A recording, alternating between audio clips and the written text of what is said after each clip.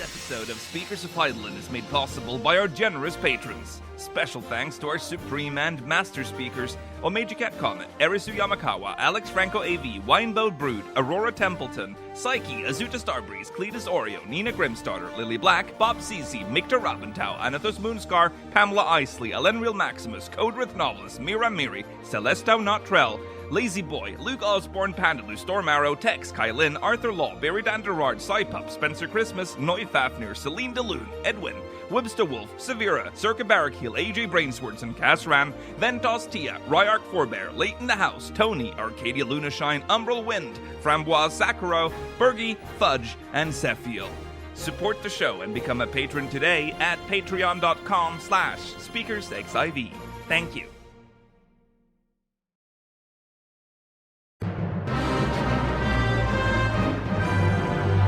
This is Speakers of Heidelin.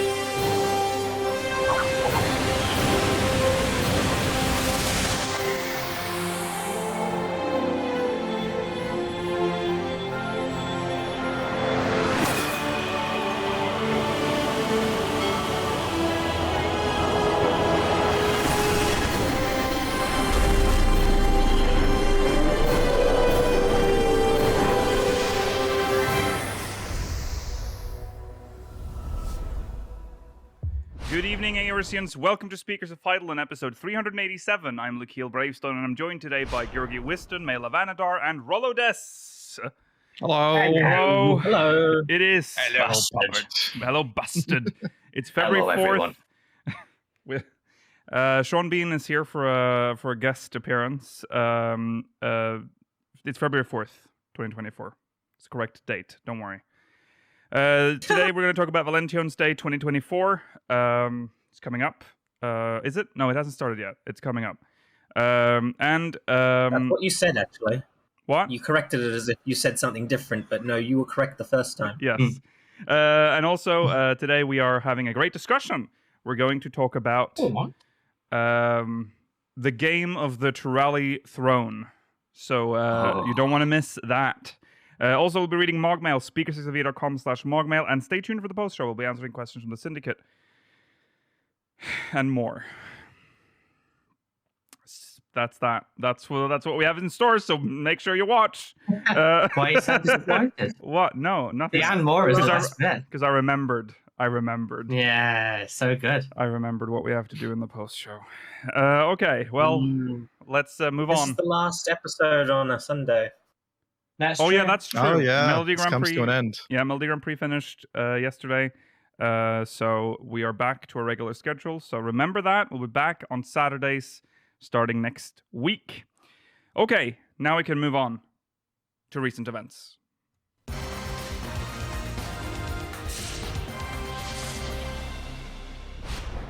Yes, and we have some I don't know, it's not exciting. Not exciting news to start with. Were you about to say it was exciting? Yes. I was like, am I overselling it? Yes, I am. You're very much overselling it. It's super exciting, guys who are probably subbed all the time watching this podcast. Yes. But it is time. But maybe your friends. Yeah, it's time again to call upon. Probably not if you watch this. It is so true. Well, I like to think that you do. And this is the time to get them back into the game. Again, so that you can feel the heartbreak of them leaving when the free trial is over, or the free login campaign's over. I'm messaging my friend Lonergan Theifer right now. The free login campaign is back starting February 1st. Firth. My favorite actor. February 1st, 2024, until February 21st. Did I say it right? 1st to the 21st. There you go. 20 days of free login. You speak English very good, senor. Thank you. I had to think about what that... Well, what is thank you in English? You fucked me up. Okay, I think I take it back. I don't know anymore. It takes you that long to say thank you. To think of the word thank you. Yes. Wow. Well, anyways. Being a foreigner. That's what we do here. Okay, it's... anyways, free login campaign. For 96 hours, you can play for free if you have. Yeah, that's crazy. Although, don't be fooled.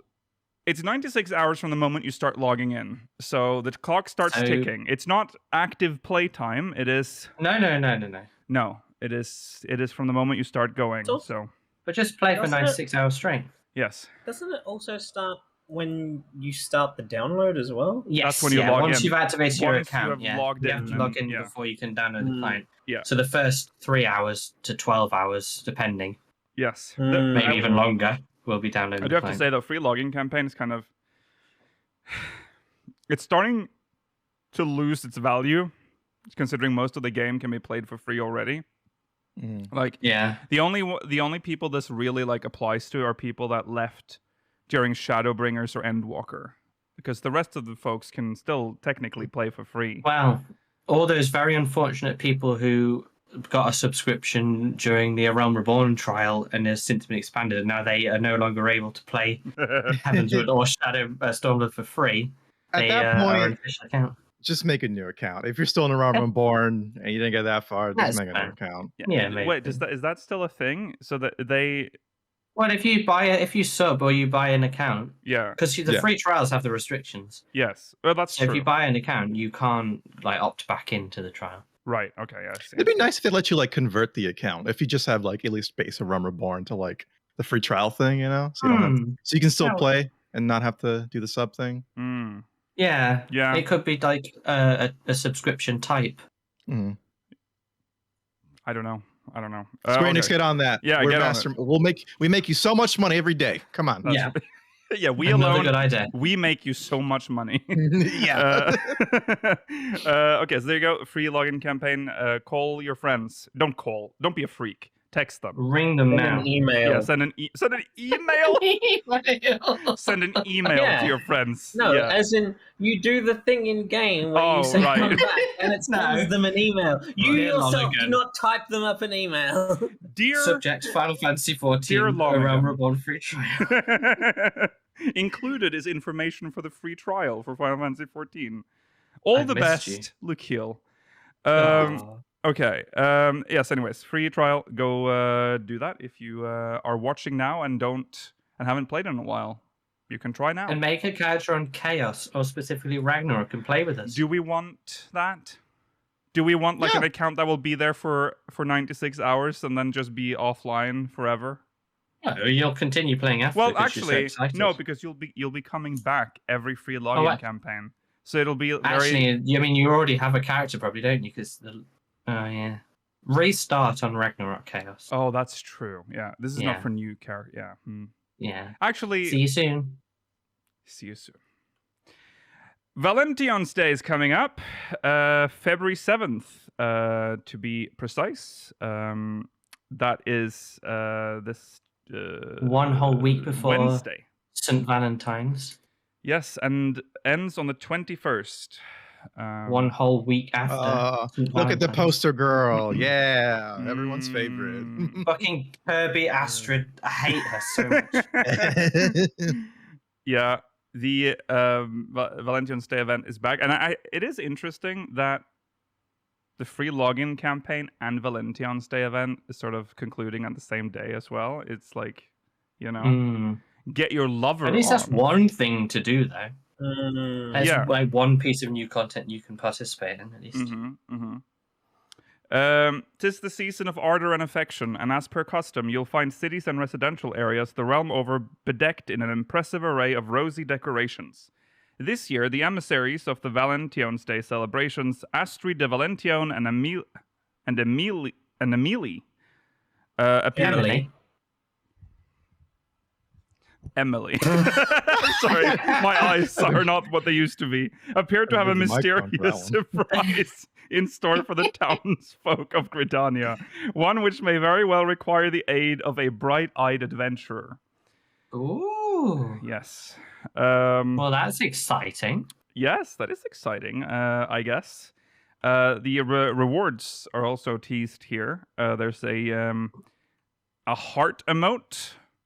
That's cute. Yeah. It's very good. Love heart. I'm going to be super annoying with this one and Limsa all the time. That's Yeah.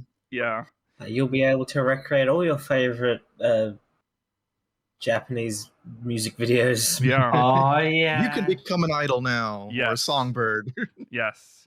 It is. It's called Love Heart, and the second item is a housing item, a chair. Wow. And it has like this Whole funny. chair It has a of my very funny own. detail where like it's like it's got imperfections. Yeah, it's on like it. crumpled. Yeah. I like Yeah. that. Yeah, there you go. It's gaudy, which is what you'd expect for the Yes, Valentione. it is. Correct me if I'm wrong, but I think this is the first year they've shown the Valentione, like, what's the emblem called that represents a house? A crest. A crest. Or... Crest. Oh, yes, yeah. that's it. I think this is the first time they're using it in game. They revealed it in the third lore book, but I don't think it's ever been shown in game. What crest? Oh, the Nice. crest for Valentione. Oh. I feel like I've seen it somewhere. No, we've seen it before. Definitely. Maybe in like 1.0, or maybe like the first A Realm Reborn one, but I definitely know we've seen it in game at some point. Okay. Yeah. It's rare that I'm certain of something, and I don't know why.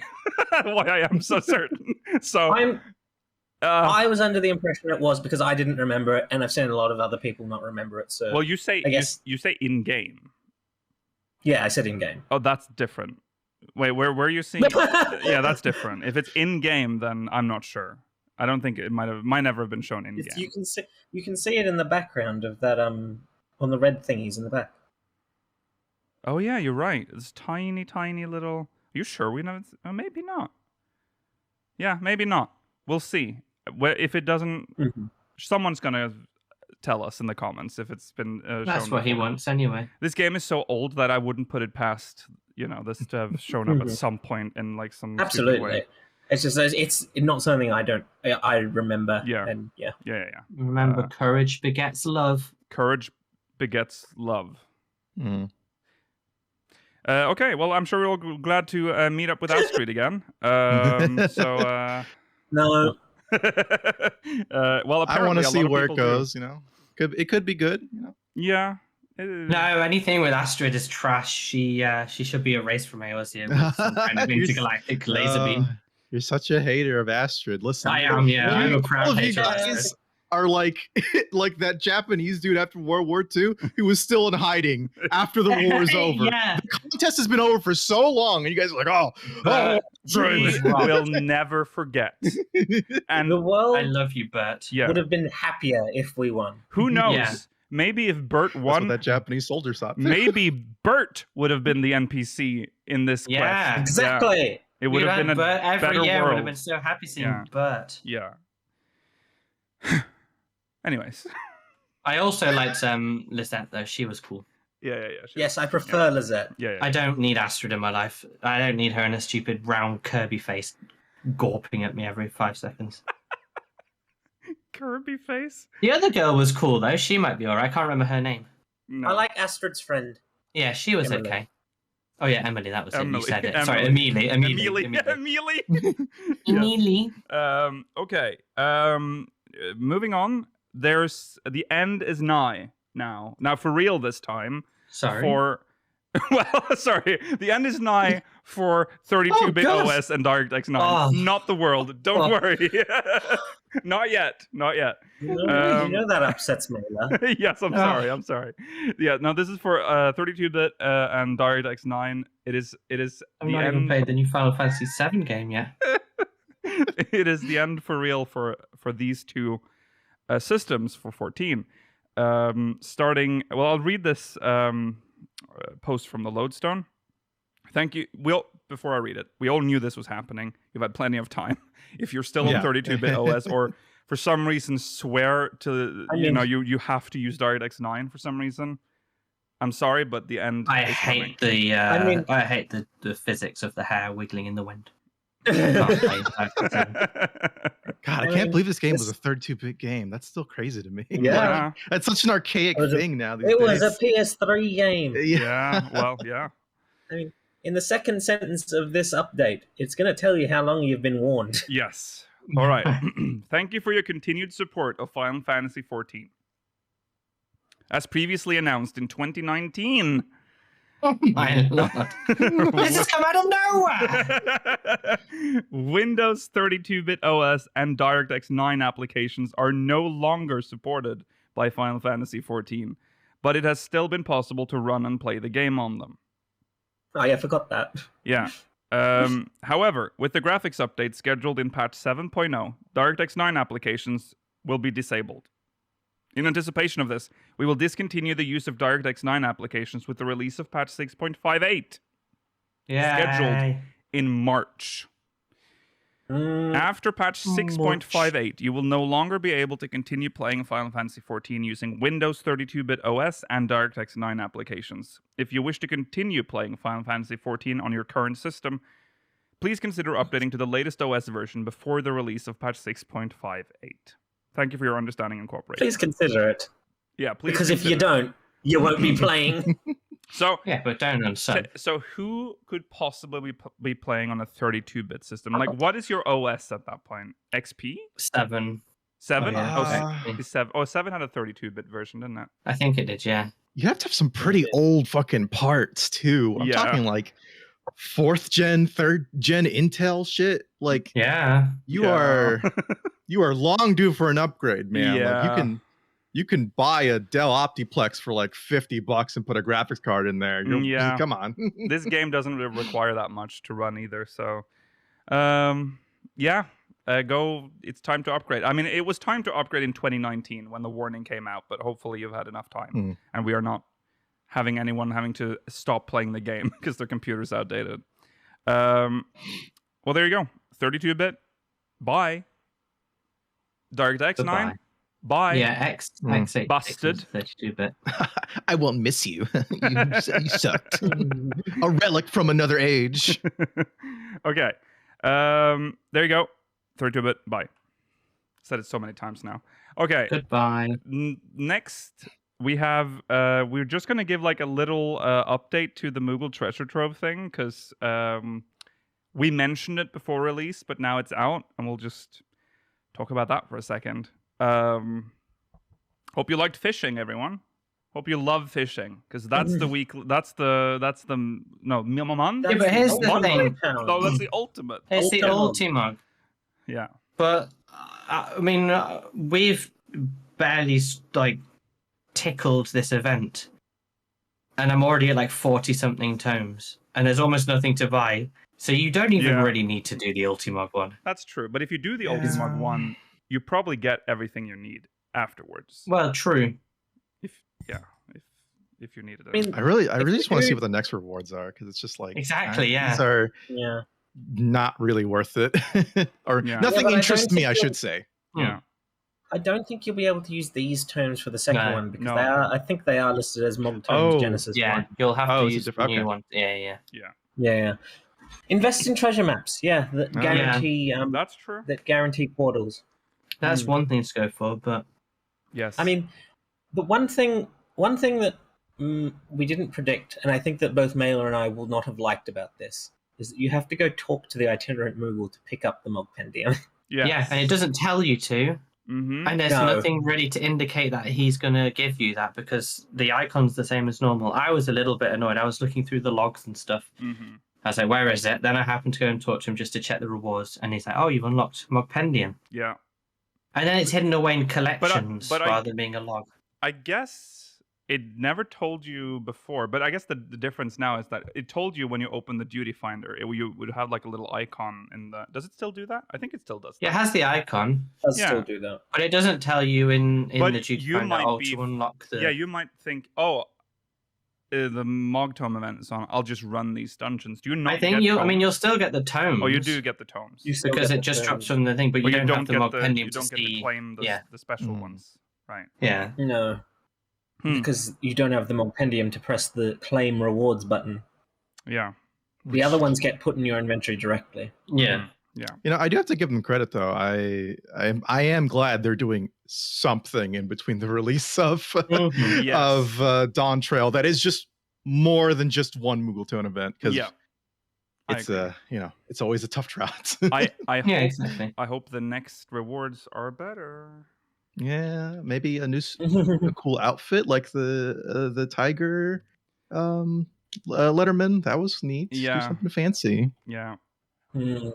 Make something like one. If there's ever a time to make like a new And we item, need more unique. it's now when you have this like big special event. Why was what a We've not had a new unique for a little while now. It started recycling the uniques. Mm-hmm. Yeah, That's I understand why they have disappointing. to do that because not everyone's. Yeah, like, you should always playing, recycle I them. guess, But you should add new things for the people who have got everything. Yeah, That's common sense. Yes. Mm. And it's only usually one item. It's not that Exactly. much. But And it's usually just that's a why I glamour think piece. that's why I think part 2 is where we're gonna get more of the good stuff, probably. I hope so. But I do like that it's much easier to get tomes this time. Like you are not guaranteed, but you can easily get 30 tomes a week between the mini Mog challenge and the weekly challenge. Yeah. And then there's the 50 when you complete the Ultimate challenge. I wonder what the next Ultimate challenge will be, because I hope it's not the same. Probably get 8,000 points in ocean fishing. I just said I hope it's not the same. Yeah, literally. Yeah. Okay. Obviously Complete also 1,000 fates. Also, we have to mention that Secure showed up. An old friend appeared in the Mogpendium. A mode that doesn't exist. Interestingly, though, none of the what is it called again? The Astragalus, is that the one? Astragalus. I was hoping that maybe that would appear as well, but it did not. No. Yeah, so there it is. I wonder if that's a sign that maybe Secure is possibly coming back in the near future. Yeah, because they so famously didn't successfully recreated Shatter, didn't they? Yeah, I'd love to see what they do. That's for actually Secure. kind of scary to think about. The thing is, like, they took out Secure because people didn't like it, and then they essentially turned Shatter into Secure, I feel like. Yeah, kind of. Yeah, I guess kind of. And now they've changed Shatter into, oh god, we've messed up Shatter. Just go in PvP for 15 minutes before any of the real ones spawn anyway. Yeah, Shatter's rubbish. No, Shatter's always been rubbish. So Every incarnation of Shatter has had a bad version. It's been bad. I said this. I don't know if I've said this on the podcast, but I said it while we were streaming it. I think it is the same issue that they had with Diadem, where they literally have no idea what people want, and they actually think the opposite of what people want. With the Diadem, you wanted to be in there longer, right? The time limit felt absurd because you were supposed to do like fighting and gathering in that zone, and you had like an hour and a half in that zone. And then they were like, oh, guys, we have the solution. We're half the time. You get half the time in there. And here's like, oh God, please, we don't want to be in here any longer. Twice the time. We're going to double the time spent in Shatter. Fixed. I have to think, maybe it's like a difference of opinion in between the communities, between like the JP and like the Western side. Like I've never heard like Japanese perceptions of Shatter. I know PvP they take very differently than we do. Yeah. So maybe it's just like not. Maybe it's not getting to them what we think. Maybe. I don't want to speculate that much, but it's just. Well, they do tend to listen more to the JP player base than us, so it might be. That's what they like. I feel like I don't know. They've invented a very good PvP with CC, and they invented a way better battleground style PvP with Rival Wings, which they've immediately abandoned. And then Frontlines have just never really got into a good place. Remember Shatter in Heavensward with the old PvP actions and how it used to work? Yeah. Since that day, it's never become good. No. Whereas Rival Wings throughout all the incarnations of PvP has been pretty fun. Well, it's changed a bit, but it's been pretty cool. Well, Rival Wings, they have, it's again one of those weird things where they're killing it on purpose, it feels like. Yeah. Where you could have added that to like a roulette type that you did with Frontline. That's how Frontline's alive. Let's be real. People won't be queuing for Frontlines without the roulette. Yeah. And they just refused to do it. They took Astragalus out and just never put it still back not in. fixed it. And they said there was some issue with it, right? They removed it. That was like, oh, the map needs redesigning or something. Yeah, like that. it was slightly imbalanced in one discussion person's before. favor. Apparently, it was so minute it wouldn't have made sense. Yeah, I think that people ran the calculations and it wasn't like significant anyway. No, I am just curious on the JP reception of Rival Wings. Like, was it really negative or something? Like, did we miss something? I don't know. Because Western players from what I've seen, like Rival Wings. Yeah. I would say it's the second best mode, with CC being on top. 100%. So yeah, pure PvP and then interesting kind of objective-ish based PvP. And Frontlines doesn't capture that how Rival Wings does. Like the mechs and the lane, like having it like a MOBA works really well. Yeah. Yeah, I don't know. It's I think it goes CC, Rival Wings, ranked Lords of Dominion PvP rounds, and then Chocobo Racing. Oh yeah, Chocobo Racing. Then right, it's that bad. Okay. Well, anyways, Tomestone event seems good. I like. It's more. It's cool. It's nice to have that. It feels more organized now that you have like the compendium and everything. So and make the challenge log use this UI type as a minimum, but also use this for future like just content cycle. Like make us do this on a weekly. Make Chloe Books use this. Make it so you never have to visit her again. Yeah, that would be good. Oh, that would be nice. Yeah. Don't chuck too much in the collection though. Add it to the actual like log menu. Oh, well, the collection menu is fine because you can just drag it off and put it on your bar. Yeah, I mean, I do that, but it's a bit clunky, isn't it? I mean, it's clunky either way, isn't it? Like the list just grows longer and longer, and I suppose, the bloat. Okay. Yeah, there we go. Treasure Trove. Thumbs up from us. Okay, let's dig out the mail bag and check if there's any new. We have a mail bag. We have a bag of mail. Oh, here it comes. Boop, boop. What? Forgot what the sound of Moogle makes. Boop, boop. Oh, I thought you were being a mail truck. Oh, I should have done that. This is from Sefil5 from Mateus. Hey, speakers. At JP FanFest, we had Yoshi P make a comment about the coming story in Dawntrail, where he mentioned that the story might feel like it has two parts to it.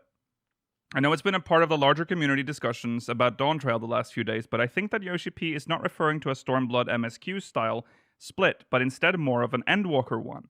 Allow me to explain. Also, spoilers ahead for those who have not finished the Endwalker MSQ. I think we should all be good. Not done that. Yeah. Playing through Endwalker again recently has made me notice that after the confrontation with Fandaniel and Zodiark on the moon, the story shifts from the Fandaniel Xenos Garlemald section and transitions to fighting the real final days and the legacy of the Ancients quite quickly.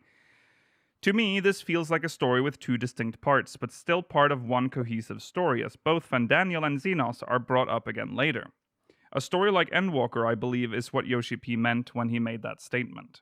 The 14 team had probably received a lot of feedback after the Stormblood MSQ, so I'd hope they wouldn't make the same mistakes again. I hope that pointing out the sections of the Endwalker MSQ puts some minds at ease regarding Dawntrail. Alright, my question time. Not my. Alright, question time. My question for you all is, what are you expecting from the Dawntrail MSQ regarding the part 2 of the story, assuming part 1 is about the Rite of Succession? Wild theories are welcome, of course. Also, do you agree with my thoughts on the Endwalker MSQ and Yoshi P's comments? Thanks again for all you do. May you all have a wonderful 2024 and beyond. You're correct on the... I'm pretty sure we all expect it to be closer to Endwalker's split rather than Stormblood split, but it's a fair, it's a fair fear. But I hope you'll recall that the Endwalker 2-part story was quite contentious and felt rushed. And lots of talk was about maybe we would have preferred 2 expansions on each of these 2 story arcs. That's true. And that's a slight worry going forward if both parts of this feel like they deserved more time, but they weren't given it. But maybe they've learned from that as well. Hopefully. I think that's a fair criticism, but also like these stories haven't had like years of build up that feels like they would need a lot of like exposition and storytelling. So like I wouldn't be I would hope actually I should say that they've written these stories to fit the size of the amount of game that they've written them for. Yeah, I think for a starting expansion for the like saga, I think it's probably easier now to get away with that. So it should feel okay. Yeah, I do think the latter half is definitely going to be all the stuff with the weird purple crystal corruption, or the City of Gold, or is it the Seven Cities of Gold? I don't remember how they described it. It was one of those. I think that's going to be the kind of the big crux for the pivot. But I will also say, as a slight aside, I will never understand sometimes how people in the 14 community are like, okay, well, they say that the Stormblood story split was bad, right? Now that's a common complaint, common criticism. Yeah. But then people will say, I never want that done ever again, right? If it's ever alluded to, they'll do something like that. They're like, no, that entire format is just bad. It's like throwing out the baby with the bathwater. Like it's a type of storytelling. It's a tool. It's not inherently bad just because the one story you didn't like had that element. It works really well in some media, like in a book, like where you're having two character storylines, like one chapter's for the West and one for the East or whatever, and then eventually they meet. Same with film, TV, and it can work in games, but I think part of the issue was more like we just got to a pivotal moment in like Yerubania, and then it felt like we were rushed away to do a little bit of the intro for this part. Yes. So the story type can work, and I'll give you that. I agree with that, and especially the book thing, because usually when you're reading the book, when you like switch to the other part of the story, usually you have this feeling that time has sort of stopped in the other part of the story. You're now focusing on this. But here, we're the main character in the game. Time is still going. We're just going, there's a big climatic moment. Hold on, I have to go to Alamigo for a second. I'll be right back. Like, that was how it felt. And then we're like, oh, now we're going to do some stupid shit. Like, something that feels stupid because now, it's less pressing than what was happening in the other half. That was the problem with Stormblood. But yes, it can work. Let me put it this way, Rollo. I think there is a possibility that you can do this well, but the way they did it, and I'm going to put this in terms that you may or may not understand. Okay. It's like how No, it's a Yu-Gi-Oh reference. Okay. Oh dear. No. It's like how in the Battle City arc during the Final 8 tournament, they just inserted the virtual world filler arc because the manga hadn't caught up. Right. So there was this entire unrelated arc that happened in the middle of a very important tournament. So are you equating the Doman stuff to absolute filler for like a manga or an anime? No, I'm making it a comparison between the disconnection between the two of them, not necessarily the level of quality. I see what you mean. I am not against them doing it again, is all. I just think that... But it just has to leave the story in a way that's believable. Like, imagine, we're just about to siege, like, the Asian stronghold. And then, I'm going to go to a desert island and, like, play around with the crabs for a bit, because there's a crab storyline. And then, how's the siege going? We haven't started yet. Let's go. Yeah, where were you? Well, what were you doing while I was on the crab island? Well, also, I think as well, just because of the kind of, like, the stakes, like, what's going on in particular is a lot less pressing compared to, like, Stormblood, where Stormblood's like, all right, the, Xenos is out there, the Resistance has fallen, dire straits. Like, you want to get to action quicker. But at least with what's going on, at least from what we've seen in Dawntrail, seems a lot like you can take your time a bit more without kind of disassociating or I don't know, ludonarrative dissonance or whatever. Stormblood was meant to be like the ultimate like high stakes crescendo of the Garleans' rise to power. And they were getting ready to just go ham and just invade fully. And we had to like hold them off sort of on two fronts, but not really on two fronts. and it kind of just they didn't really do anything in the end, and we just beat them. Yeah, the stakes were too high in Stormblood, like we've just touched on. We hope, Yeah, Stormblood is the last time that we essentially go to war with the true Garlemald. Everything after that, Garlemald is a shadow of itself. Exactly. Because they had an off-screen civil war and loads of other off-screen shit happened. Yes, we lost some. They do a lot of off-screen civil wars. Yeah, there's one that happens during A Realm Reborn too. Yeah, it's ridiculous, isn't it? Mm-hmm. But I'm agreeing with you, Rollo, in that I think part 1 obviously will be the Turali throne conflict, and then part 2 will be this Mako energy, the planet's dying cloud. Barrett enters the scene. I'm really looking forward to seeing him. No. But then you mentioned the City of Gold, and where does that fit into? Is that like post that part? I just don't want this to curse us, but I just have to keep saying it so that maybe it doesn't happen. It's going to be a dungeon.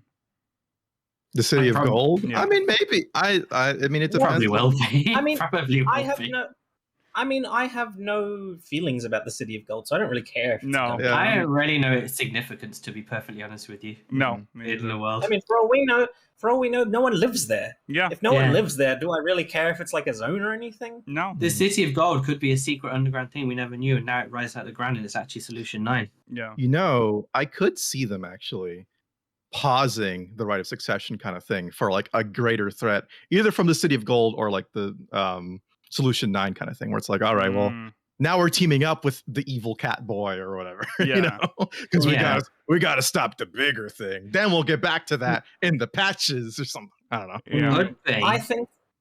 I think the Valacamander part of the succession right will end the succession part of the story. Don't talk too much about this because we're going to have a great discussion about this later. Okay. But the City of Gold part, I actually think will come later.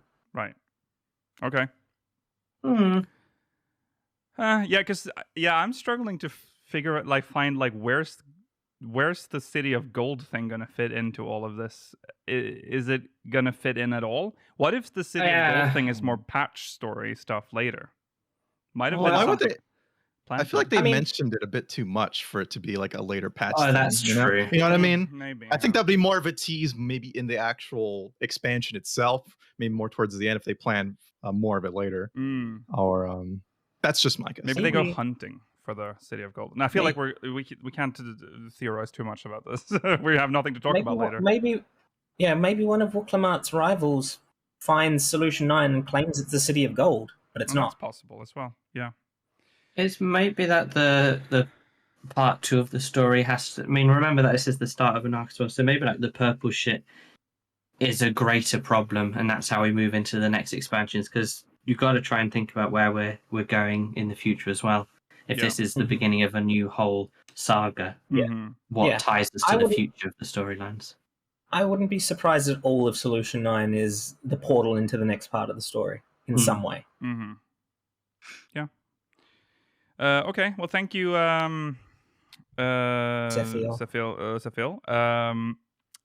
Let's do one more. Here we go. Oh, this is from Crimson Mon. Crimson Mon? My favorite Pokemon. From Hyperion. Kryl from 5. Valagarmanda from 6. Area key art that evokes Midgar on a train from 7. Solution 9 from 9. The Pelu Pelu, female Ronso, and possibly Thunderplanes from 10. An entire raid series, Trolls and Moblins from 11. Grahatia from 14. Oh, yeah. Following on from the Ash and Solution 9 discussion, thoughts of all of the above that we know of in Dawntrail popped to mind. This game is no stranger to the theme park museum showcase for the Final Fantasy series, but is it just me, or are they specifically going hard and sporadic with it in the marketing this time? Even Endwalker, with all its 4 references, didn't seem to have that much pointed out during its promotional cycle. On top of that, they seem to be throwing as many darts at the wall as possible across the series. Or even are following a checklist to reference every single entry as they create the expansion. Am I just seeing things here? Even if it's not a specific goal for the story to mention every past entire at once, are they stepping up the nostalgia milking a gear? Lol. Lots of love. Crimson Mun. Little bit Greenfern. Also, I mean, you mentioned Ash, so that's a 12 reference. Yeah, Ash is 12. Some of the references they do in this game are really...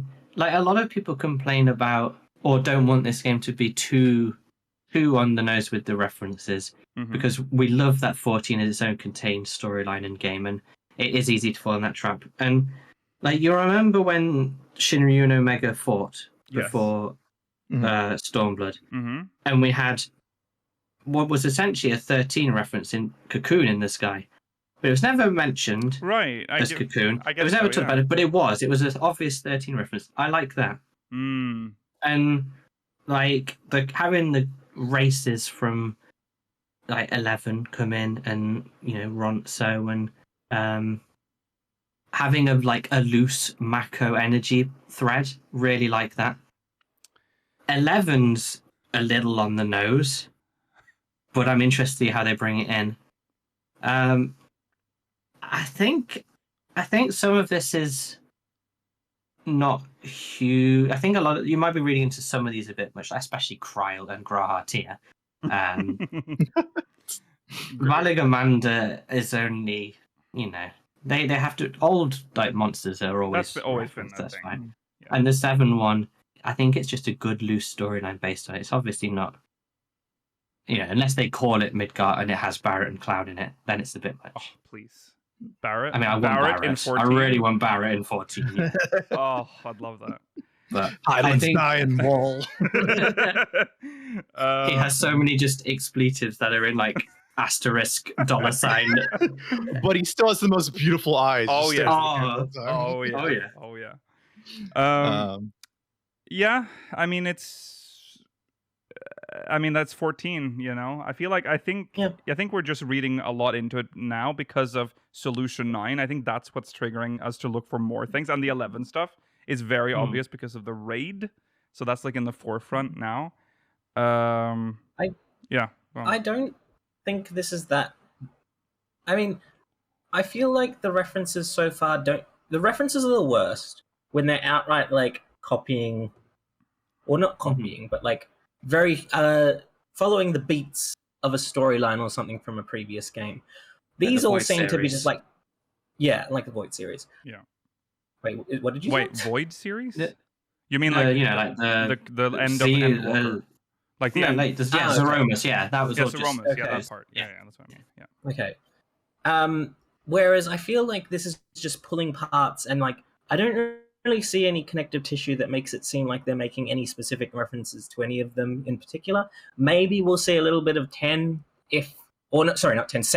if it does go in a Mako reactor type direction, but I don't really see how this references a previous game at this point specifically. It would be the story stuff.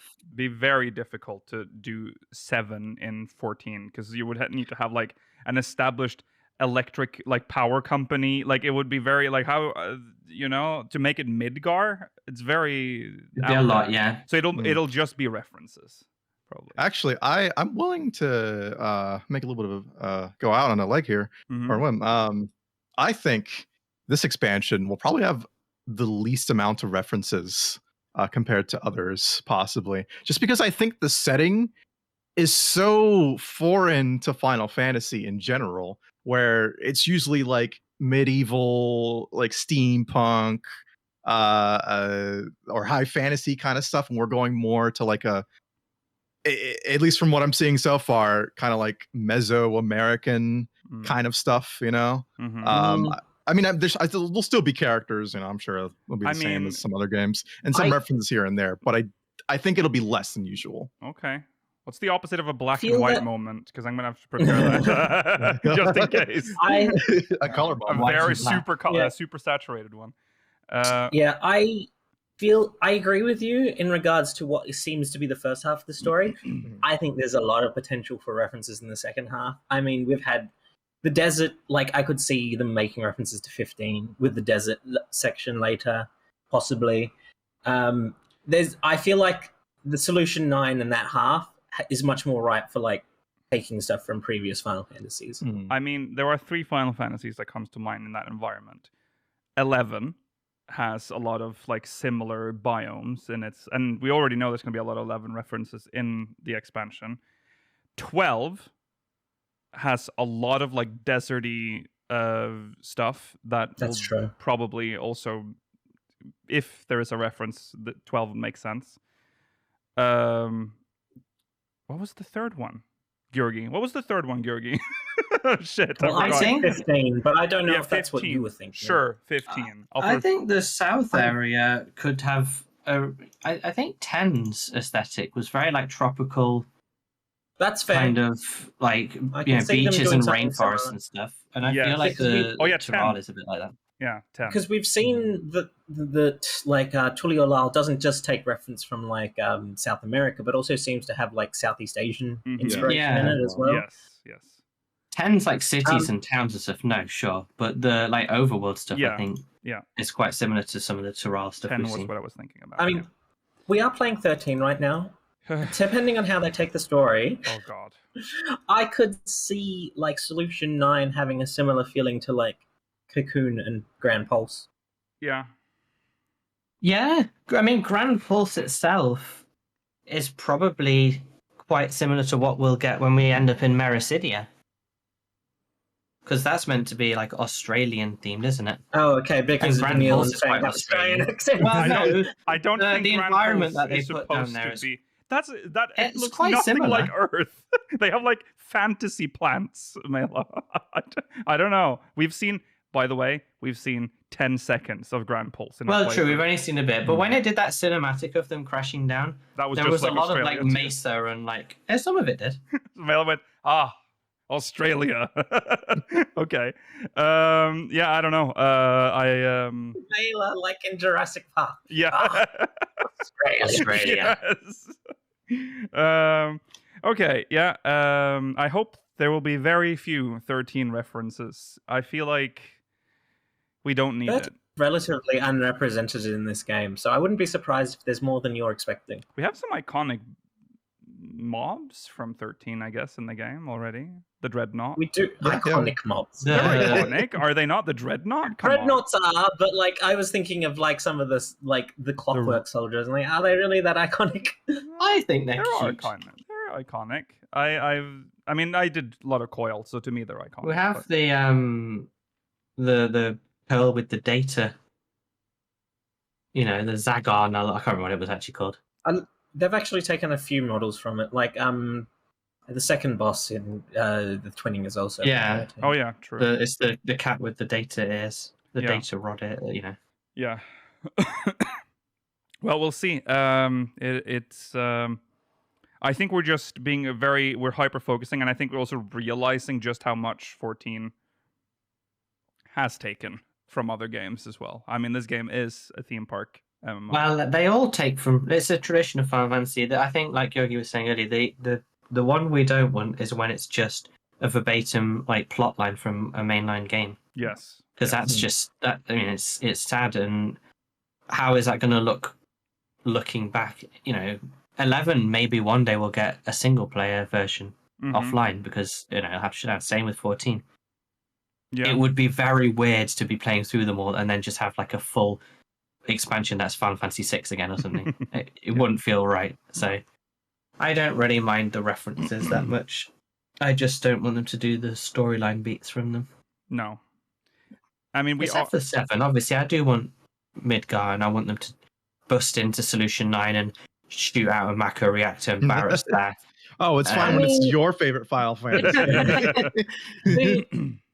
I'm not against that, but I feel like why do it now when the 7 remake is happening simultaneously? That's so I feel true, like that's just going to draw further attention to the similarities. Yeah, that's true. Be good to have the music. Someone said, and I don't know if we said this on the podcast, but someone was like, "What if?" Because the speculation about Lady Ash being involved still. Brought up the question of what if the last zone is Dalmasca? Have we talked about that on the podcast before? I don't think so. Not in regards to I this thought that was a expansion. wild idea, but that was the thing I we think said for that's- Endwalker, I'm pretty sure. oh yeah. We did speculate Dalmasca as a potential zone for Endwalker. I cannot imagine Dalmasca But what being a if- zone because No. we know where Dalmasca is in Yeah. the world. Yeah. Unless it's getting Isle of Vald and sent to like Turali, I don't see how it's going to be relevant. If like we have 5 zones on Turali and then 1 zone on like Eastern Ilsabard, I don't see It'll how just they be can grouped in Ilsabard. I mean, we well- went to the moon in Endwalker, which is quite Yeah, a lot but it further would away be- than Dalmasca. I thought from- the theory was Turali. like Ash escaped from Dalmasca and came to Yeah, her. but what if she still wants Dalmasca back, right? She's still doing the resistance stuff. Next expansion, come on. Well, I guess not. I'm resistance just anymore. I'm just It's putting gonna- fear in your heart. I'm just because maybe we get I that just- kind of split where it's like literally a mean- whole other story. I just don't see how we'd have time for it because we have 5 zones. We don't know what the cities of gold are. A dungeon. Well, probably. Listen, if they really want Woolhead back, they'll make it work. Yeah. You know, Yeah. I don't know. You have to go to Dalmasca because you got to recruit warriors or something from for the right of throne. So Yeah, Then and the Dalmasca. biggest, best, the strongest, hardest warrior is Woolhead. He's in the game now. Yes. Please. He's got a self-insert, and he's the coolest NPC. What was the name of the 8-man raid series Self-insert. in this expansion in Dawntrail? The 8-man. Yeah, what was that again? The one that we're doing. The arcade. Oh, one. it's the Oh. it's the Techno City, and it's the Cyberpunk one. Never You're mind. talking about the upcoming one. I thought you were Arcade, genuinely yeah. asking what the current one was. So like, No. You know, the I'm one just we're trying doing. to think if that could have fit into Ash and Dalmasca, but no, it can't. Okay. No. It really can't. No. No. No. I don't know. Maybe okay. She came here and then she got teleported to the 11th Shah, and she'll be part of the 11 series 24-man raid. She'd be relegated to Why? an 11. I don't raid. know.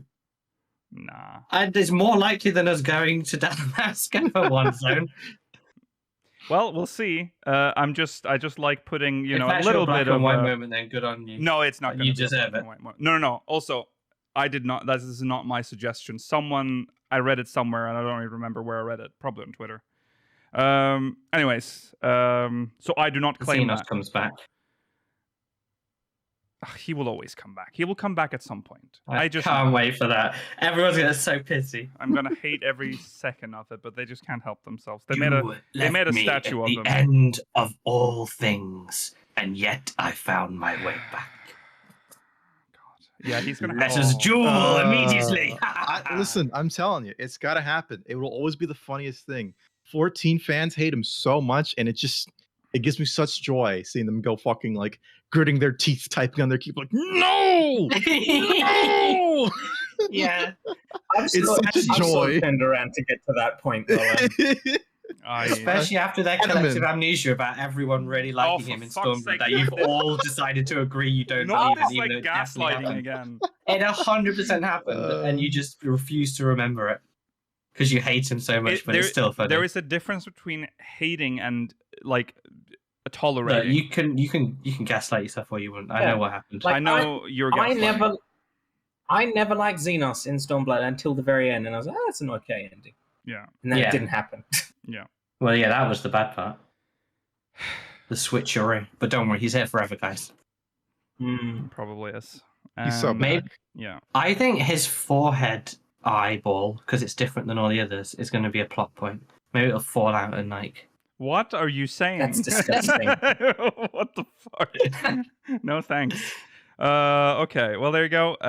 Thank you, Crimson. How are we on time? We need probably some time to talk about the great discussion, don't we? So, Yeah, we basically just kind of segued into it. yeah. Anyway. Yeah, we're Yeah. on the topic. So, yeah, let's move on. Change pace. It's time for the great discussion.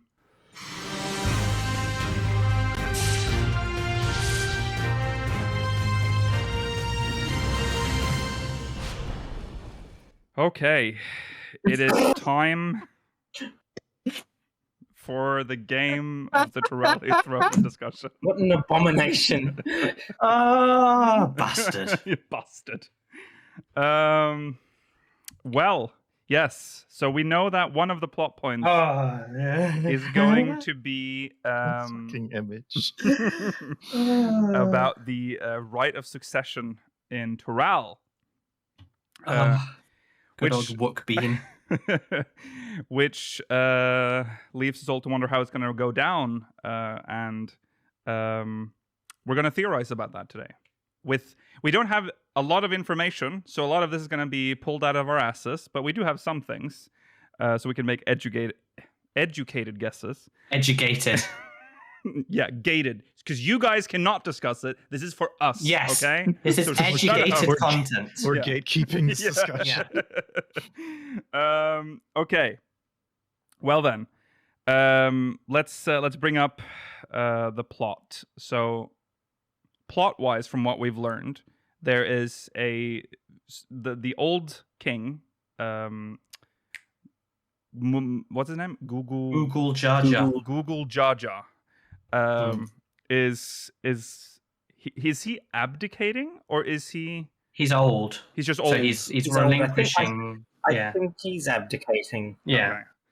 But he has to make sure the success is appropriate. Yeah. He's doing what the Margaret did. That is a real-world reference to the Danish queen. Abdication. He's adding a resigning. conditional. This would be like if Margaret gave her son a mission. Oh, if she had done a tournament in this day and age, between her sons. Yeah. She could have said, "I want you to go find the lost city of Atlantis, and only then, then can you be the king." Honestly, if we're gonna keep monarchies, maybe go back to that. Maybe do some shit like that. That's kind of fun in Europe. Bring back shit like that. That throne would be like It'll fucking. be a great way of proving your relevance. Will never be filled. You'll be at the head of like scientific discovery. Yes, yeah, that's true. Okay, so yeah, the children of Moogle Jaja are now at play. They have to now gather their allies so they can win the throne. Mm-hmm. Which apparently, as far as we know, has two things that he's listed. Two things, which is to defeat Valagamanda, I believe, and find the City of Gold. Yes. Yeah, and I quite like this because he united Turali to create this nation. Yeah. So this is the first time the rule has changed hands. So he's not really future-proofed this concept because you're killing the enemy you got to kill, and once the gold city's found, it's been found. So the next tournament's going to be difficult, but good on you, Moogle Jaja. Also, like a risky move for such a new nation. Yeah, right. To potentially fail. Like if they don't find it, what happens? It's his kids, so he probably trusts at least most of them to be good at it, right? I guess so. Whether they're how many are they all adopted? I think most of them are adopted. Maybe one might not be. Yeah, at least two. I think they've all been raised from young back then, at least. At least two of them are adopted, or Moogle Jaja is into some very freaky things. Yeah, that's true. Cat people, you say? Okay, so we have. So let's talk about the players for a bit. We'll start with Wukla, the one we know the most. Fan favorite kitty. Yeah, the one that we're helping. She's our designated. We are on her side, champion, at least for now. But I'm assuming that we'll stay with her. But maybe the game will let us choose. I mean, I tried to say no, but it didn't let me. So, it feels like we're definitely going in with this. Yeah. I think she's too forthright with how she is in general with her personality to be that scheming. I mean, she's definitely like hiding something, but I would say not like something is super evil. Right. I think she's just not confident and not necessarily up for the task of ruling. I think that's daunting for her, but she's definitely going to be the one who does nothing underhanded. She'll play it by the book. Yeah. I think it's pretty clear she doesn't want to be the next ruler, but she's just doing it because the risk of the one of the other succession candidates winning is too great to the nation of Turali. Yeah. Well, we see a couple of moments in the story that we talked about a couple of weeks ago when she's like trying to be like big, brave, and then she's shaky. Yeah, so she's not quite who she claims to be, I guess, is what the vibe I'm getting. Like, there's something else with her character that we have yet to like unveil, and I'm assuming we'll learn that soon in Dawntrail. Yeah, she is adopted. I mean, that is an important thing to note as well. She might be like compensating for that as well. If not all of his children are adopted, she might feel like she has to like do better to like impress her dad. I don't know. I don't know what their relationship's like. We don't really hear anything about that, really. But no, he sounds at least somewhat kind. You know? Yes. Well, the only thing we really know about him is he's having a massive fight with the Warrior of Light in the trailer. Yeah. Well, she does talk about him uniting.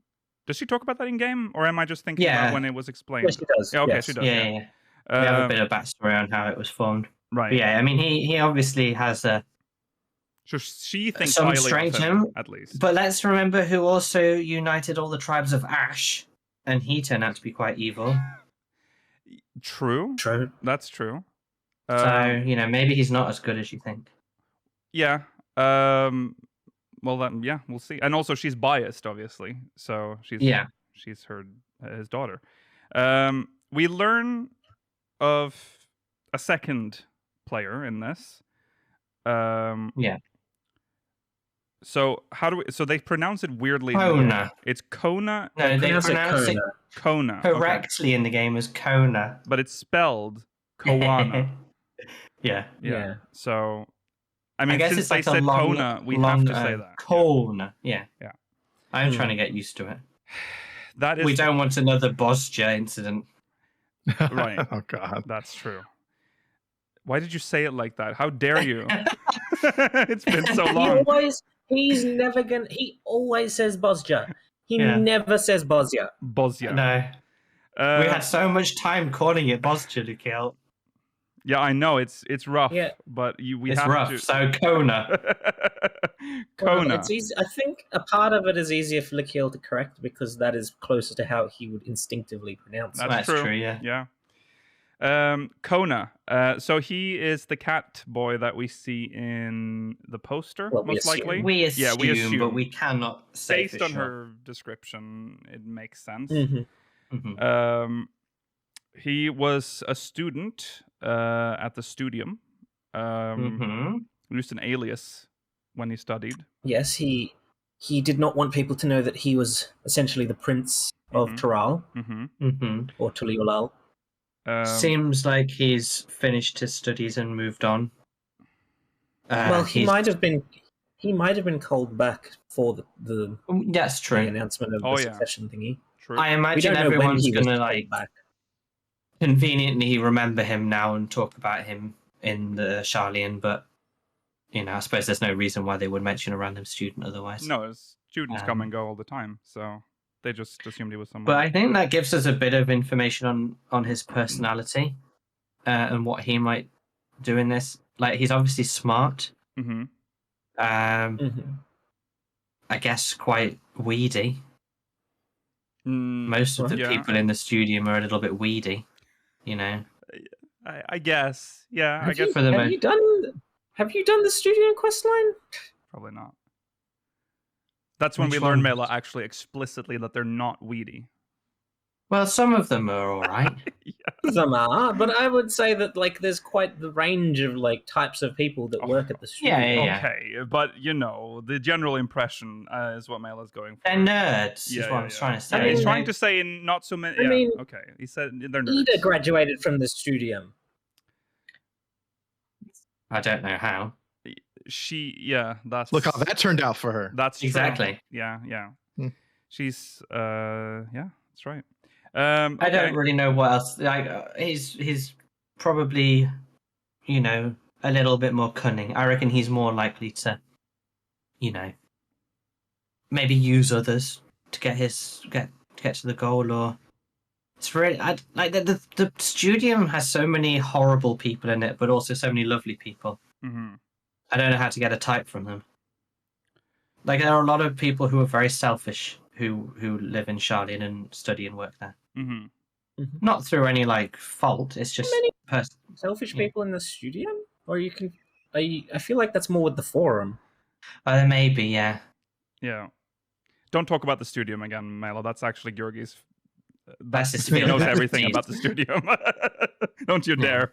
I mean, I have been redoing the Crafter's quests on Ragnarok very recently, so it's like top of mind for me. Okay, so he is also adopted, presumably. Also, again, let's just clarify that. Ida, the real Ida, went to the Studium. Yes. Not least. But we do have an idea as to Ida's personality, because apparently it's close enough that like people are able to confuse Lisa's like impersonation of Ida, and also we do have flashbacks to Ida in one point. Yeah. Yes. Ida was cool. Yes. Okay, so that's her brother. And then there is a mystery person. We don't know their name. We know it's a he. We do. We know it's a he, true. yes. We know it's a he. This is the dangerous one that she, that Wuklamat specifically, is telling us that we have to stop. He has plans to invade Eorzea because... Specifically Garlemald. Yes. Yes. Yeah, he wants to invade Garlemald because he knows it's fallen. And it's weak. But obviously, once you take Garlemald, what's stopping you from taking the rest? Probably is the I feel idea. like you have to go through something else to get the Garlemald, and Eorzea is one possibility, That's what because we was. Garlemald is not, because Garlemald is not easily accessible from the coast. Just No. sail up. There you Sail go. up, yeah. The north. Yes, so I think it's We quite don't know what mountainous the north around the looks top like. edges because of the northern empty and everything. It's quite dangerous for ships, I think. I mean, I'm airships. That's possible, and I could be assuming, but like I don't know if like Turali like watercraft are designed for like the far north. That's true. I don't know. I mean, his plan is dumb. I mean, it's a stupid plan, which is why it mustn't happen. His plan is dumb. And obviously, like you're saying, they're most likely taking the southern route, which means they have to pass Eorzean territorial waters. So they would have to... Someone would stop them, surely. So the war would be with Eorzea at first, probably. So, big threat, if true. But we don't know his name. No. The most common speculation is that he's the Mamuljar that appears at the bottom of the key art for Dawntrail. The little one? The little... No, not... What little What? one? Little one? Clarify? Was he not quite small? No? Like the one-headed one? Or maybe it's just... He was one-headed, but I wouldn't say he's small. I would say he's average size for a Mamuljar. I mean, he's not Google Jar Jar size, but he's quite abnormally big. Yeah, the Mamuljar. Just the... he's just Mamuljar sized. Yeah, he's just Mamuljar sized. Yeah. Yeah, that's probably him. So if it is a Mamuljar, I mean, there's always the possibility that he's also adopted, but it's great. There's also a higher chance than, at least with Wuklamat and Kona, that he's a genetic child of Google Jar Jar. Do you think that he is part of that group that Estinians within the trailer? Yes, I actually do think that. But do you want to talk about that now, or do you want to talk about that later? Oh yeah, because we're going to talk about later, actually, because the signs. Yeah, we'll talk about the signs. I was just thinking about like where to place him in, like So he, I mean, I think it's probably more likely that he is the evil one, unless it's just someone we haven't been introduced yet. Be misguided. Like it could he, for all we know, he knows little about the world outside of Turali. He might just not be like educated enough as to like this, whether Turali, this is a possible, like, an achievable goal for Turali once he's in control. Yeah. Yeah. Well, you'd think the what is his title? What is Google Jaja's title? Is it king or emperor or? It's something like I think king. I think it's king, probably. I think it's ruler. king. You'd think his father would tell him, a thing or two about the world if he is to become king one day. I'd find it strange if he knew nothing about the world. He knows about Garlemald. I mean, and the fall of it. I mean, we don't know how like hands-on or hands-off Google Jar He's Jar is. known as the Dawn Servant. Oh, The Dawn Servant. That's his title. Okay. Yeah. Yes. And just for the comments, we know he's called Gulul Jar Jar. Oh, Gulul. Google Jar Jar is funny. Yeah, Google Jar. Yeah, you kept seeing that. I was like, I don't. Yeah. Did I misremember something? No. It's just funny. When we joke about a name, it is funny. It just gets stuck forever. So but now, just for the comments, so they won't start for the rest of the speakers of Highland, I'm going to say Google Jar Jar. Yeah. Well, don't you worry, because it was a while before we mentioned this, so there's had plenty of time for people to have written their comments by now. Yeah. But they'll have deleted them at this point because they'll look stupid. No, don't otherwise. delete them. Leave them. You'll look really silly. No. What is God? Say the real name again so I can lock it in. Gulul Jar Jar. Gulul Jar Jar. Yeah, Gulul. Yeah, just like Mega Doodoo. Yeah. Some things stick. Yeah, but for me, it's always the joke ones. Gulul. Yeah, because they're better than the real names. You have to stop with your joke names. Okay, Gulul Jar Jar. Okay. There's also a fourth. What? Yeah, but we don't know anything about them. So this one's just this one's just nothing. Who do you think they are? What are your theories? An evil or cat boy. Thancred. We know that Thancred and Urianshi are going, and they know that they're going to be participating against us. Yeah. Crazy. Why is it not? Why can't it be one of them? As like them as like a pretender to the throne? Is that what you're trying to say? I don't know. Yeah, Aaronville's a good option too. That was my current theory. Hoary Boulder. There are two main theories I've seen. Yeah, the white lady at the top of the poster that we know nothing about, in which case I have very little to speculate in regards to them, or Aaronville, because that would make sense as to why he was called back to Turali. Because if he's not related to the royal family, why would they call him back for the announcement of this succession thingy? Aaronville's the most likely option. Woman at the top of the poster, I think she's important for other reasons. I think she's like Gold City related or later in the game, maybe or Solution 9 related. Yeah, something later on. I think my current theory is that Wuklamart, that he was called back. Wuklamart wanted to support Aaronville, but Aaronville said, I want no part of this.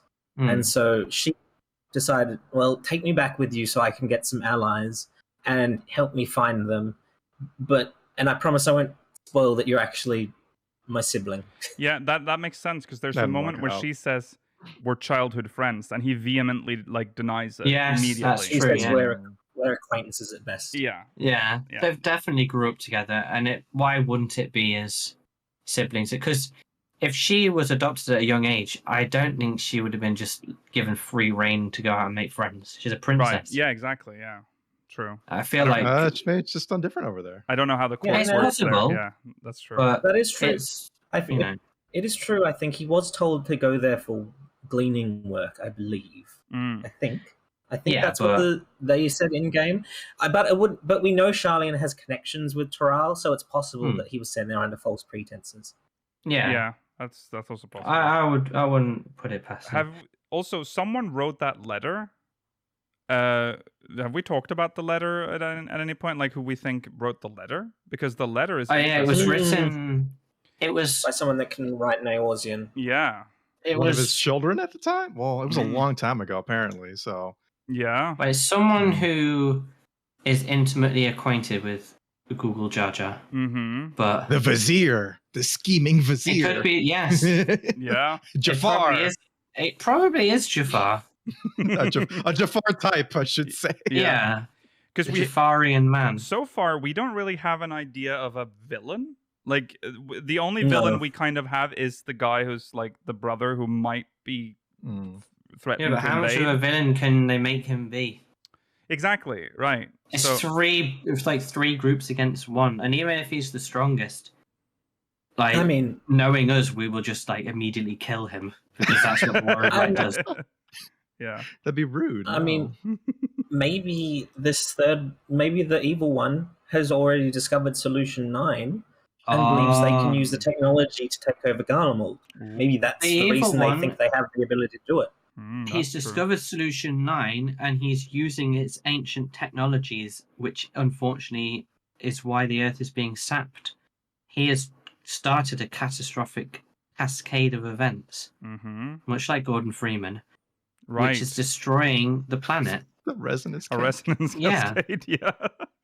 Oh no, I never thought I'd see a resonance cascade. Welcome to the HEV, Mog. Okay, all right. Jesus.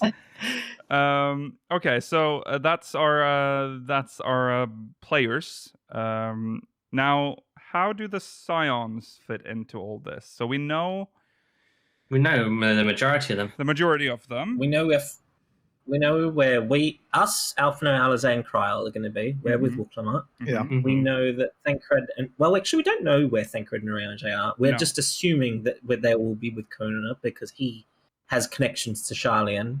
And they'll definitely be together, and though. studied at the studium.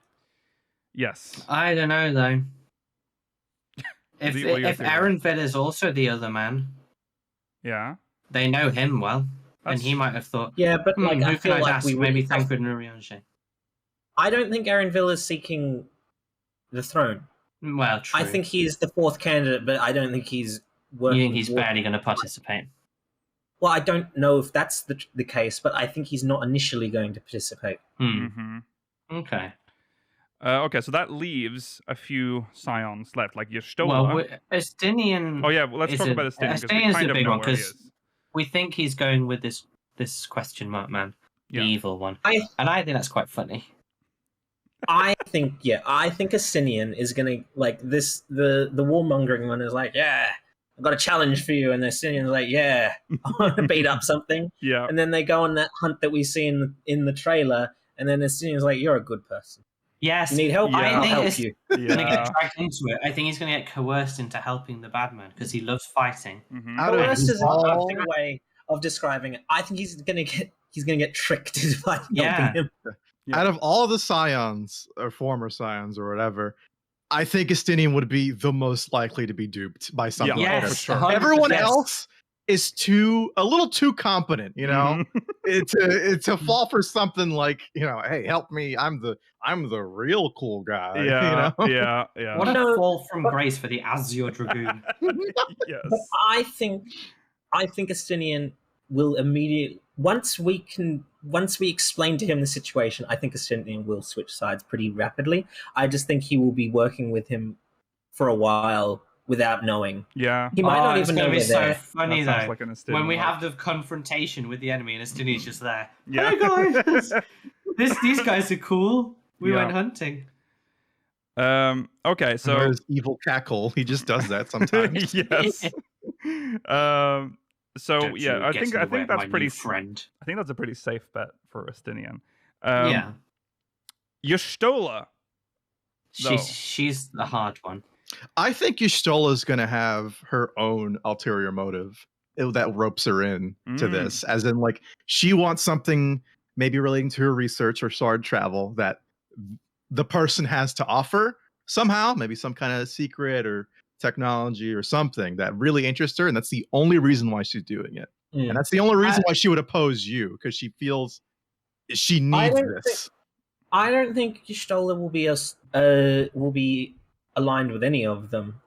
No, I don't think she's going to participate. I think Graha will be doing. I think Graha staying behind is going to actually be doing research on what he believes Wuklamart is hiding, and then during that study, he will find something that may or may not be of interest to Y'shtola, which is how they end up in Turali in the second half. Because in the trailer, you see her with like these like she's looking at ruins, or like old stuff. I think she's very big on the City of Gold side of this, or whatever it will be. I think she might be tied I think to that she part. won't. I don't think she'll participate in the first arc particularly. I don't think they're going to include every Scion because that's a bit forced. I think that's why we're only talking about they need them there for different. Yeah, we've seen in the trailer. I think she's definitely just there for research and whatever. Yeah, it's possible she could get there independently, like not unrelated to anyone. Yeah, and like maybe like because in the trailer she's surprised when she sees the Nutkin. Maybe that's how she realizes that Thancred and Arianje are there. That's yeah. What other signs have we got? That's all of them. I think that's all of them. Yeah, Alphino. I mean, unless you have different theories about how Graha gets there. Yeah, Graha. I guess. The taco. Graha. I gotta have he's that there for the food. He may also be going to just check on Kryl as well, or long get journey some new information. Yeah. Well. Yeah. It's true, but I don't know. I feel like him staying behind was the weirdest part. Anyway. I agree. Weirdly forced. That was such a strange thing for them to make clear. Yeah. At the end of the expansion. Yeah. That not unnecessary. It really.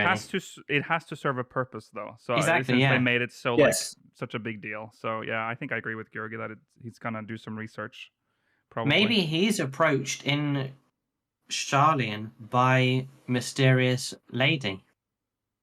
Potentially. Or get some information on her, the woman at the top of white lady. Oh, right. Oh, yeah. So I don't know how we're going to meet her, but she's clearly important. So maybe he is involved in that. She says, come over and have a taco and we'll discuss, I don't know, whatever it is, the City of Gold as well. Yeah. We seem to have 3 main plot points.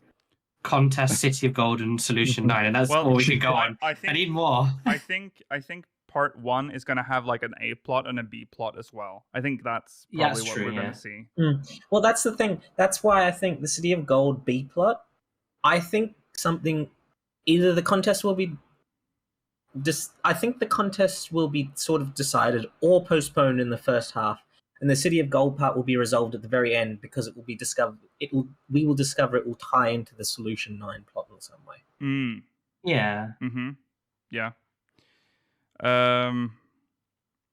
Is there any Scion that's like missing? No, I think that's all of them. They're all accounted that's all of for. them. Yeah, I think that's them. That's all the main ones. Do you think Google Jar Jar knows about Solution 9? No. Ooh. I'll tell you now, if even one person knows about Solution 9, I'll be a bit annoyed.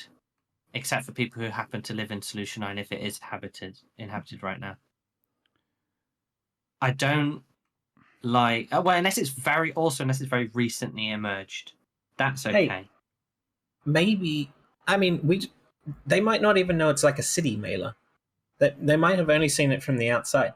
Maybe it's like that tribe that's like in the Pacific Ocean that every time anything technological approaches it, they just throw spears at it. Like maybe the idea is like anytime they get close to Solution, like they're too afraid to approach Solution 9, and there's nothing on the outside that makes you think you can go inside it. And we'll be like that missionary who went there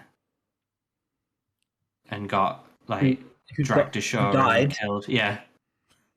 That'll be us. But we won't die because we're the Warrior of Light and we'll break through. Also, we know Wuklamart is adopted, Kona is adopted, Erenville possibly is adopted. Maybe one of their origins is in Solution 9 or in the Cities of Gold. Yeah. Yeah, like maybe Wuklamart dropped from the Solution 9 and like Google Jar Jar was like, I will take this sacred child and I will raise her as my own. I mean, that's definitely a wild theory. Because the City of Gold is considered lost. Or there are multiple lost cities of gold, as Emmett Salk said. So... And no one can know about Solution 9. It would be so weird. It's You can got know to about be Solution recently. 9, but have no understanding of what it is.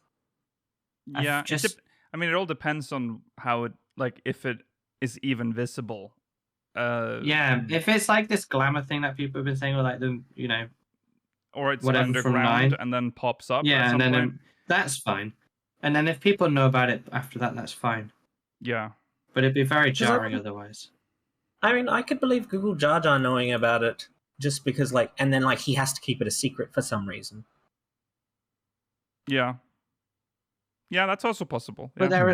there's like zones around it. It seems so visible, like on the Yeah. the world Wouldn't map the with people who picture, went wouldn't or the icon? Martin or whatever his name was know about it? The Blue Mage Man. We don't know how far west he went. No, yeah, we don't know. That's never gonna come up in a main quest, by the way. No. You're not gonna see Martin be like, "Hey." No, you're not. No. But like, if Solution 9 is in the around- north, is in the northwest of northern Turali. It's a massive floating like city. Mela, you can't see LA from New York. I don't. Maybe you could if it was in the air on a clear day. Well, people, I mean, absurd thing to say. well, Curvature of the Earth wouldn't let you. yeah, that's true. But they could travel there, though. What do you mean like the people, curvature of the it's Earth? not like because it's far away, no one could go there. I mean, that means no one could traverse Aldenard or any part of Eidolon. No.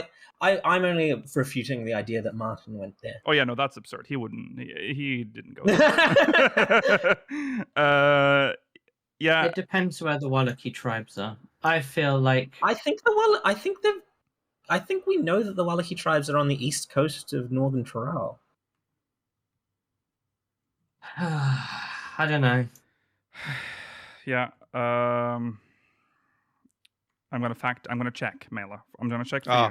Here comes a live fact check. Yeah, we're doing now. a live fact check for the Wallachie tribe. That's always a good sign. They live far. How far away can you see some?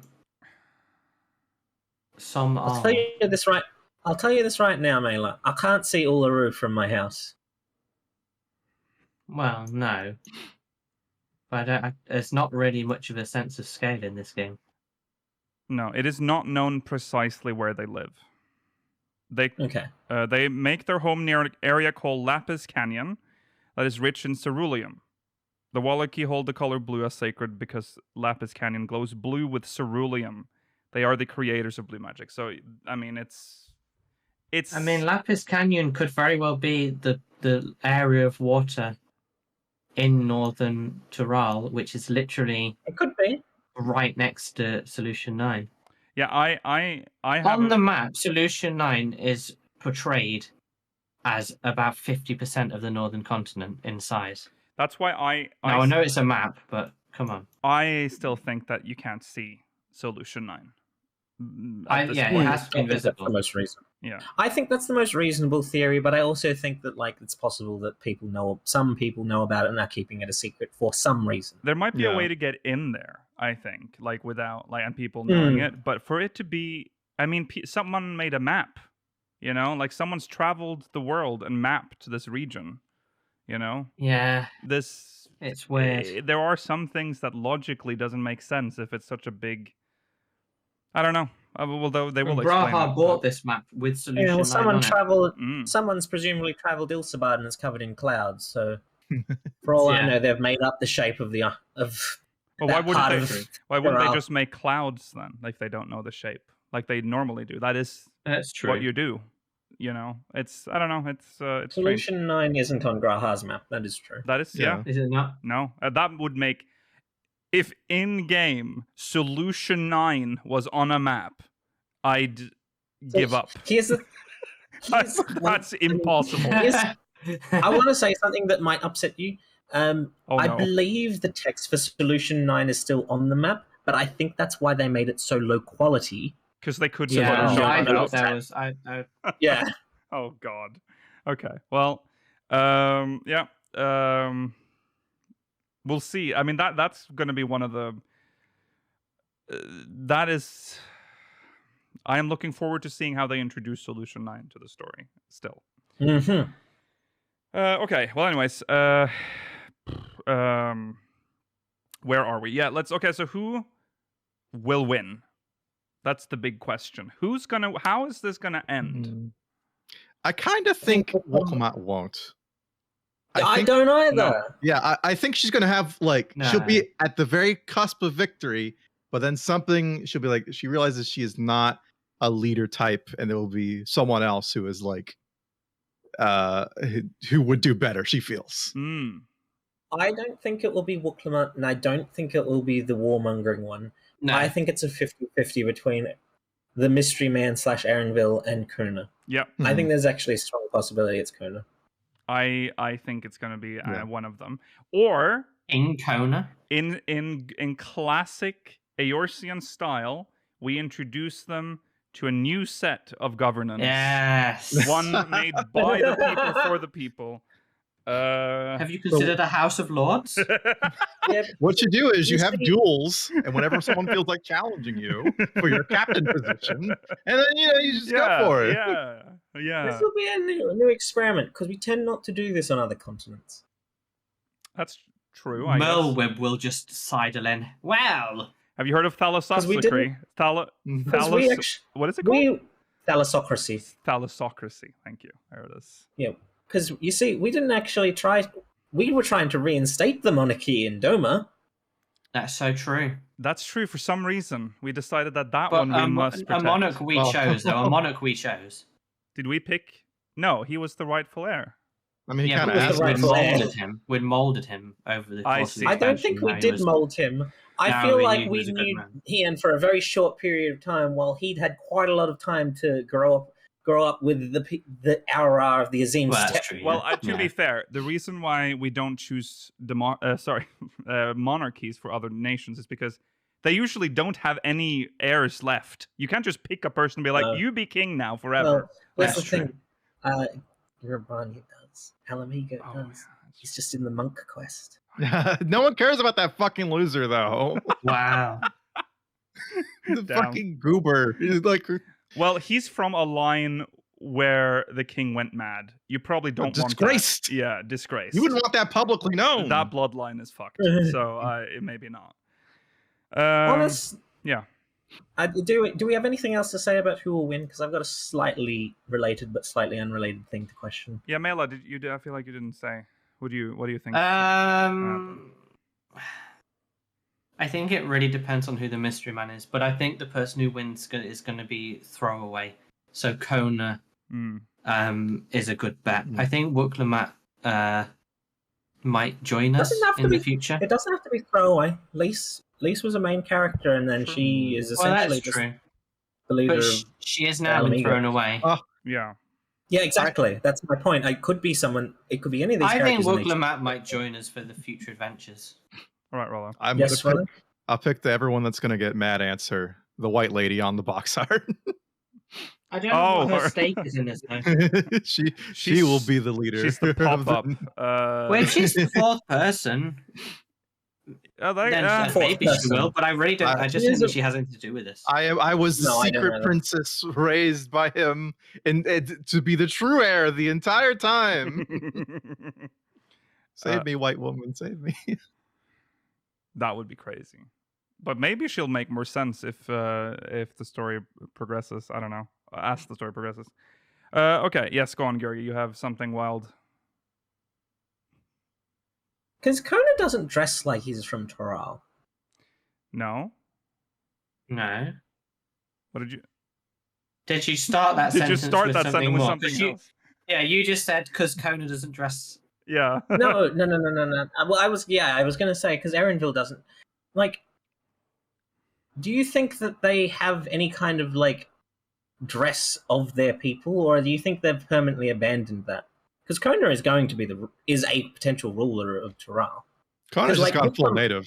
That's an interesting point. Wokelmat and who we presume is the Mamujad son do dress like Turalis. Yeah, I think they must do. I mean, it'd be kind of strange. I feel like he wants to fit in a bit more. You know what I mean? I don't think he wants to dress in his traditional garb too much, trying to keep a low profile. when he's abroad, but if he's going to become the he's heir back to in the throne Turali king, now.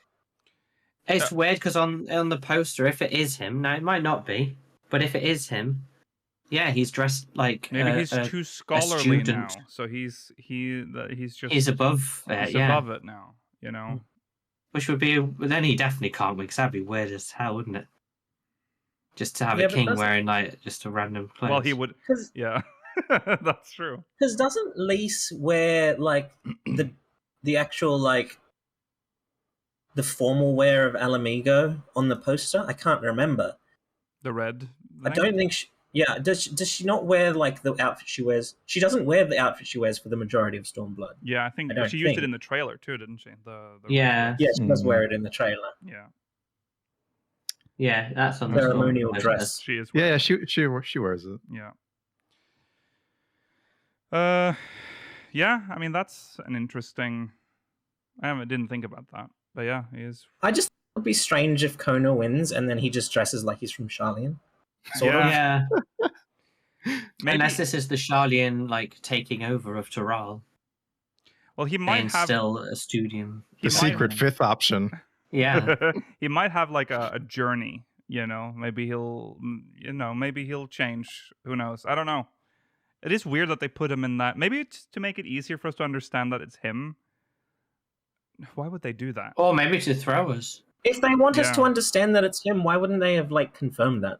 I mean, for all we know, it's not him. That's true. On the Could poster. not be him. Yeah. We know that Kona is a Makote though, so it'd be weird. It's unlikely to be anyone else, but it's very possible that the Makote undercover's dealing with part 2 of the story. Yeah. Because otherwise, everyone on the poster bar 1 is Turali, the throne contest focused. Well, it makes sense because the throne contest is the only thing they use for promo. That's true. That's that true. Dawntrail has been sold as. Only. Then who's she? Yeah, well, yeah. See, she's she has. I think she. Because on the Stormblood one that you brought, because I obviously had to look it up to make sure Lise was in it. It had Fordola, and she was a bit of a mystery at the time. Yes. But then she was very heavily involved in the main plot anyway. Mm-hmm. So unless she's involved in Turali, she's the only one on there who's completely irrelevant to the material we've been presented so far. Yeah, that's true. That's true. Yeah, well, I think we can only speculate so much with the information we have. Yeah. At the moment, at least. Yeah, we have nothing. We're just making shit up. Yep. We have plenty more time to speculate about all kinds of things. Releases. Well, there is hope for some more speculation food fodder because there are live letters coming up, and they might show some. They will, in fact, show us a launch trailer. Will be ramping up as well. The media tour. Well, the media tour won't show us. That will be more gameplay focused usually for the media. Yeah, usually, but you never know what you chose. They'll have the dungeon. Yeah, it normally shows us a dungeon, and they normally have them exploring 2 zones. Yeah. They had them exploring Garlemald because they couldn't show Labyrinthos because of what was down in the middle of it. Yes. Well, yeah. True. But yeah, we'll get live letters, and we will get a launch trailer, which will show us some more story beats as well. Okay, well that's it. That's all the speculation we have time for about Dawntrail's first part. We will probably do a more in-depth. We have already talked about Solution 9, but at some point we'll do a more in-depth discussion about Solution 9 as well. So yeah. Put your stake in the ground. Who will win the game of the Turali throne? Pick one. Pick one. White lady. Erenville. 4th mystery man. Kona. There we go. We've all picked different ones. All right. Well, 4th mystery man is Erenville. We've gone for the same. Oh yeah, right. That's true. That is true. And we'll all be wrong come the expansion. Yeah, it'll be Moogle It will be Moogle Okay. That's it, folks. Thanks for watching. We'll be back next week, same time. No, on Saturday next week.